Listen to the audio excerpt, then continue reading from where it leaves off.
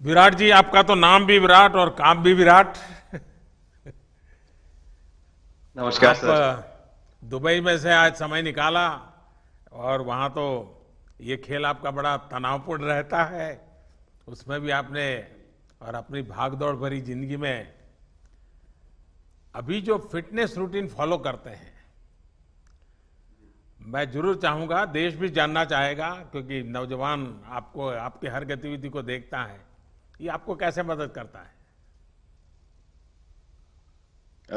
पहली बात तो बहुत बहुत धन्यवाद सर यहाँ पे हम सबको बुलाने के लिए। सब लोगों ने फिट इंडिया मूवमेंट के बारे में बात करी और इसके फायदे इसके लाभ हमको रोज अपनी डेली लाइफ में किसी ना किसी तरीके से दिखते हैं। सबने अपने एक्सपीरियंसेस बताए। मिलिंद जी ने भी बहुत अच्छी बातें रखी। बहुत इंस्पिरेशनल उनका भी काम रहा है, उनकी जर्नी रही है पिछले कुछ सालों में। मैंने भी बहुत ऑब्जर्व किया है। और मेरे खुद के एक्सपीरियंस में सर एक ट्रांजिशन एक्सपीरियंस करने को मिला मुझे कि जिस जिस पीढ़ी में हम खेलना शुरू हुए और जो उस समय खेल की हमारी डिमांड्स थी, वो बहुत तेजी से बदली एक समय के बाद। और मुझे ये एक्सपीरियंस हुआ कि जो एक हमारा सिस्टम बन चुका था, हमारा एक रूटीन बन चुका था, वो हमारे खेल के डिमांड्स के लिए सही नहीं था और उसे बदलना जरूरी था। क्योंकि हमारा खेल बहुत तेजी से आगे बढ़ रहा था और मुझे ऐसा महसूस हुआ कि हम कुछ फिटनेस के पॉइंट ऑफ व्यू से पीछे छूट जा रहे थे। हमारी स्किल में कभी कोई प्रॉब्लम नहीं थी। तो स्वामी जी ने भी बात रखी, आपने भी बात करी, मिलिंद जी ने भी पहले बताया। एक जो सेल्फ रियलाइजेशन की बात है कि आपको खुद से रियलाइज हो कि मुझे क्या बदलना है अपने अंदर। तो मुझे वो एक समय पे खुद भी एक्सपीरियंस हुआ कि नहीं, फिटनेस जो है वो प्रायोरिटी होनी चाहिए। और अगर मैं आपको ऑनेस्टली बताऊं तो पहले खेल को अच्छा करने के लिए फिटनेस मैंने शुरू करी, लेकिन आज अगर प्रैक्टिस मिस भी हो जाए तो मुझे इतना खराब नहीं लगता। लेकिन अगर फिटनेस सेशन मेरा मिस हो जाए या एक्टिविटी मिस हो जाए तो मुझे ज्यादा खराब लगता है। तो इसके फायदे जो हैं नहीं, सर वो सबसे पहले आपको ये जो नया मंत्र जगा, तो दिल्ली के छोले भटूरे का ही बहुत भुगतान हुआ होगा। बहुत ज्यादा सर। मतलब जो अभी हमने थोड़ी देर पहले बात करी कि हमारा जो नेटिव डाइट है, एक जिस रीजन से हम आते हैं उसका जो हम वो खाते हैं, उससे मैंने कभी एक्सपीरियंस नहीं किया कि हेल्थ इश्यूज हुए हो या किसी को कोई बीमारियों का सामना करना पड़ा हो। मेरी खुद के एक्सपीरियंस में मेरी नानी, मैंने बहुत समय तक देखा, इतनी ज्यादा उम्र में भी उनकी हेल्थ हमेशा ठीक रही। हमेशा उन्होंने घर का सिंपल खाना खाया। तो मैं जब पला बड़ा तो शहरी खाना, मतलब बहुत ज्यादा बाहर का खाना होता था। खेलने कूदने जाते थे तो आते जाते बहुत सारी चीजें ऐसी खा ली कि जो हेल्थ पॉइंट ऑफ व्यू से अच्छी नहीं है। तो डाइट का भी एक बहुत बड़ा कंट्रीब्यूशन था, जो डिसिप्लिन नहीं था। तो वो फिटनेस, फिजिकल फिटनेस और डाइट दोनों चेंज करना पड़ा सर। उस उसकी वजह से ही चेंजेस आने शुरू हुए। और मैं इस चीज से इसलिए रिलेट कर पाता हूँ क्योंकि जैसे हमारे खेल में चेंजेस आए, आज की लाइफ की भी डिमांड्स बहुत ज्यादा हो गई हैं, बहुत हेक्टिक हो गई है लाइफ। तो अगर हम अपनी फिटनेस को उस पेस के साथ नहीं रखेंगे, सिंक में नहीं रखेंगे, तो हम पीछे छूटते चले जाएंगे। तो अगर हम लोग अपनी फिटनेस को नहीं इंप्रूव करते तो हमारे खेल में भी आज हम बहुत पीछे छूटते चले जाते हैं।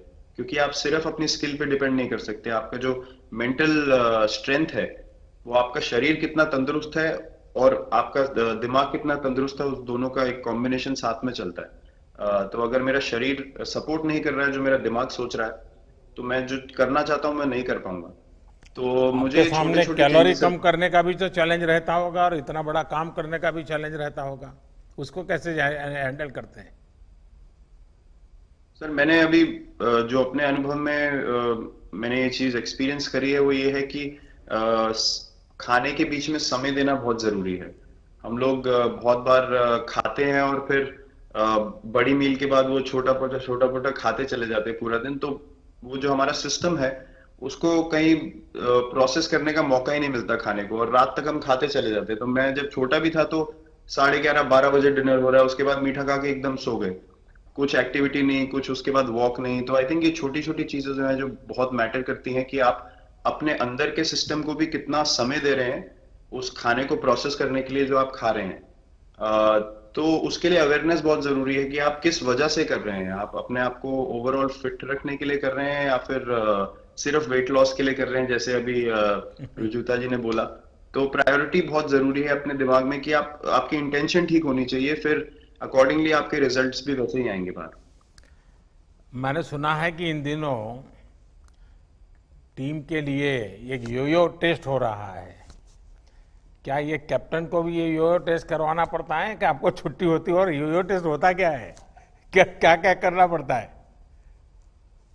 सर टेस्ट ये बहुत जरूरी था फिटनेस पॉइंट ऑफ व्यू से। अगर आप ग्लोबल फिटनेस लेवल्स की बात करें तो बाकी टीमों से हमारा लेवल अभी भी कम है, और हम चाहते हैं कि वो लेवल हम ऊपर लेके जाएं, जो एक बेसिक रिक्वायरमेंट है। आज की डेट में हम लोग फोकस करते हैं कि जैसे T20 मैच हो गया या वनडे मैच हो गया, वो एक दिन में खत्म हो जाता है। लेकिन अगर हम टेस्ट मैच की बात करें जो 5 दिन आपको खेलना है, हर शाम को आपको वापस जाना है, अगले दिन फ्रेश आना है, तो उस पॉइंट ऑफ व्यू से ये फिटनेस जो स्टैंडर्ड था वो बहुत जरूरी था। और मैं सबसे पहले मैं ही जाके भागता हूँ, और ये कंडीशन है कि अगर मैं भी फेल हो जाऊंगा तो सिलेक्शन के लिए मैं भी अवेलेबल नहीं हूँ। तो आई थिंक ये सिस्टम और ये कल्चर सेट करना बहुत जरूरी होता है। और उससे क्या होता है सर, ओवरऑल एक जो फिटनेस लेवल है टीम का बढ़ेगा। जैसे टेस्ट क्रिकेट में हमारा बहुत बार होता है कि आप थके हुए हैं, तीसरे दिन आके आपको, जैसे हमारे फास्ट बॉलर्स हैं आज की डेट में, वो दुनिया में सबसे ऊपर है, तो उनको अगर दूसरे तीसरे चौथे दिन आके वो एफर्ट डालना है फील्ड पे, तो वो डाल सकते हैं। पहले क्या होता था, स्किल हमारे पास हमेशा से रही है, लेकिन शायद जो मैंने आपको बोला वो ट्रांजिशन मैंने जो एक्सपीरियंस किया, हम लोग वो जरूरी समय जो आता है जहाँ पे शरीर थक जाता है और टीम को आपकी जरूरत है, वहां पे परफॉर्मेंस जो है हमारी डिप हो जाती थी और दूसरी टीम जीत जाती थी। आज की डेट में हमारी फिटनेस की वजह से हम वो जरूरी समय में उस चीज को कैपिटलाइज कर पा रहे हैं और हमारे रिजल्ट्स उसी तरीके से आ रहे हैं। तो एक एक sir benchmark I think elite sports में होना जरूरी है, उससे एक फिटनेस विराट कल्चर जी, बना। मैं देख रहा हूं कि आपका टाइम मैनेजमेंट तो है ही है, लेकिन फिर भी आपकी एक्टिविटी इतनी नजर आती है ना, मैं भी कभी कभी फॉलो करता हूं।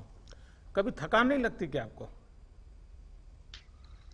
सर थकान अगर मैं ऑनेस्टली आपको बोलूं, थकान हर किसी को होती है। अगर आप फिजिकल एफर्ट करेंगे तो थकान होगी, लेकिन अगर आपका लाइफस्टाइल अच्छा है, अगर आप खा अच्छा रहे हैं, अगर आप फिटनेस रेगुलरली कर रहे हैं, आपकी रिकवरी अच्छी है, तो आपकी स्लीप अच्छी है, स्लीप पैटर्न्स अच्छे हैं, तो आपकी रिकवरी तेज होगी।